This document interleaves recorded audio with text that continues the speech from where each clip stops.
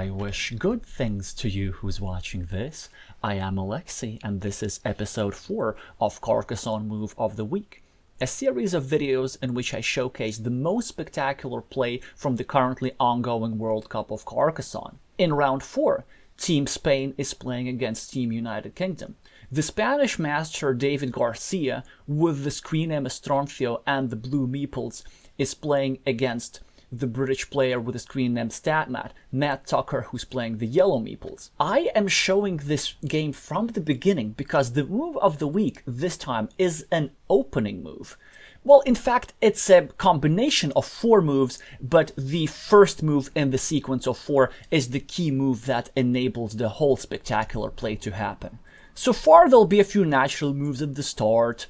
Blue takes a city, and yellow takes a road. Blue immediately finishes his city and starts a new one, gets 6 points on the scoreboard and a slight advantage with that. And now this is the first key move. Yellow pre-finishes his road on one side and drops an early farmer. Now, these early farmers are double-edged.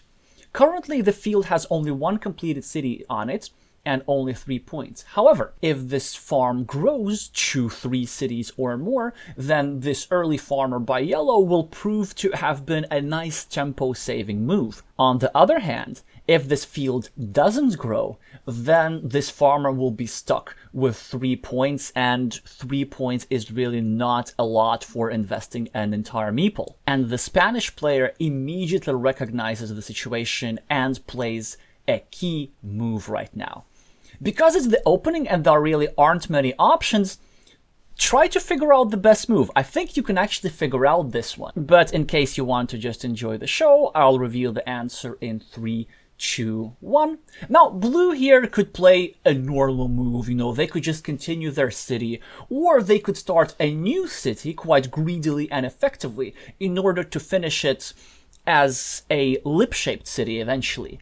But they go quite aggressively after the early farmer, and they place this tile over here, and most importantly, meeple this little unspectacular piece of city. This move greatly restricts the potential of the yellow farmer. However, all is not lost for yellow, but this is only the start of a 4-move combination. Blue will double down on what he's doing. Let's take a look at a few moves more. So yellow goes over here, tries to equalize the top city. Blue wants to continue the block, and blue wants to trap his own city meeple together with yellow's farmer and yellow's road meeple, so that he has 1 trap meeple versus 2. And moreover, later he'll be able to grow that city for, I don't know, 6, 8 points, depending on what kind of city tiles he gets. Let's just go a few moves further. So players exchange natural moves, start new cities. Blue starts a monastery. Yellow extends his city, and now comes the second key move in the sequence. Blue, quite extravagantly, places this tile next to his monastery and meeples the road. And there are several purposes behind this move. First of all, this move is saying, you know what, yellow, if you're going to get a city cap with a crossroads and finish your city, at least I'm gonna get a compensation of 2 points for my road. And well, if you don't finish the city, I'm happy with these 2 meeples to get stuck around, because you have more trap meeples than I do anyway. But in fact, this move has way more far-reaching consequences, as you will see later. Let's go a few moves further. Yellow starts a monastery, and blue also starts another monastery in a risky place, so yellow immediately attacks this monastery. Now it's almost blocked. Blue now builds up his city and even further restricts yellow's field. Yellow now is trying to threaten blue's meeple, and blue here is facing a key decision. Now, blue's meeple next to the monastery is about to get blocked, and blue can get 4 meeples trapped versus 2 meeples trapped. And with this tile that blue has in hand, he can't really do much about it. Of course, he could just say goodbye to the meeples and simply score 4 points for the city. Like this, saying, you know what, I have 10 points on the scoreboard, I have fewer meeples, but I'll be able to just simply outrun you. However, he still wants to preserve the chance of getting that meeple back, and just in case start a counter attack on some of yellow's other meeples. And so here's move 3 in the sequence. Blue attaches this tile to his city, and with that creates a double threat. First of all, he's now has even further restricted the yellow farmer and the yellow road. These two guys are trapped here with just 6 points. It will be very hard, not impossible, but very hard for yellow to get his road meeple back. And the field meeple, well, it still could grow beyond 3 points, but quite a lucky combination of tiles is needed for yellow in order to do so. But as you will later see, this move has another devious idea behind it. We're going to go a few moves further. Quite fortunately for blue, blue manages to save his city at the bottom. And now, yellow draws a seemingly lucky tile for him. Yellow actually manages to place it over here and save his road meeple. At least now there are 3 tiles that fit into this hole, and with that, yellow could actually get his road meeple back, and then suddenly his farmer gets more squares to work with, and perhaps this field could grow to more than 3 points.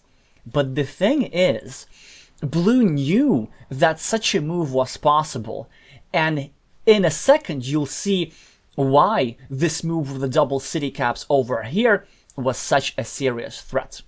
We're going to skip over a few moves quite quickly.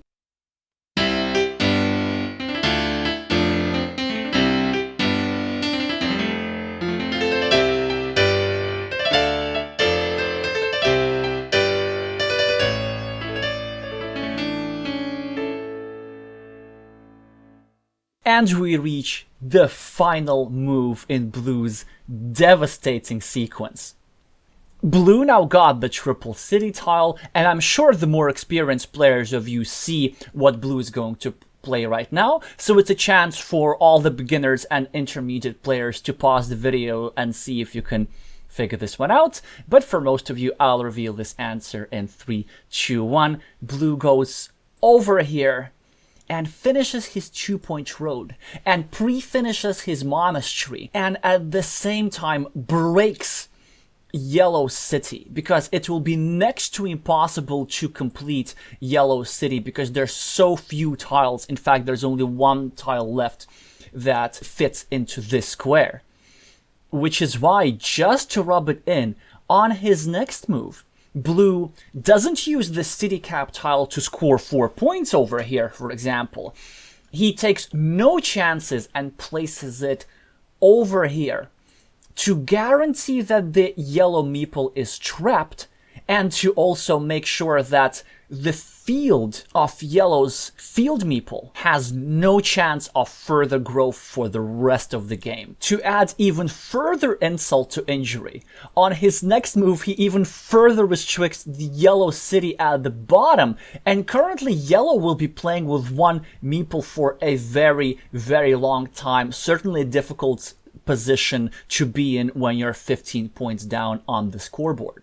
And even though yellow fought back valiantly and managed to complete that city and to even win a big field, it was still not enough, and blue won the game with a 5-point difference. As you can see from the final position, yellow's early field meeple still remained restricted for only 3 points at the top, and this was the key to Blue's victory in this game. Even though this early game field restricting 1-point city meeple was not probably the hardest move to find for a Carcassonne master, it still was the only move that enabled the player with the blue meeples to start a 4-move blocking sequence that lasted almost half the game and required exceptional board awareness. Ultimately, it is this 1-point city move that resulted in severe physical and emotional damage to yellow's meeples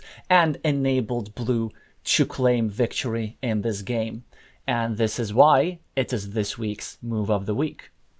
If you enjoyed this video, meeple the like button and subscribe for more competitive Carcassonne content like this. And of course, if you're following the currently ongoing World Cup of Carcassonne and you witness a move that you believe deserves to be in next week's Carcassonne Move of the Week segment, do let me know by sending me a link to the game and the move number. You can do so by using either the channel email address or by messaging me directly on Board Game Arena. Thank you so much for watching, and I'ma see you soon.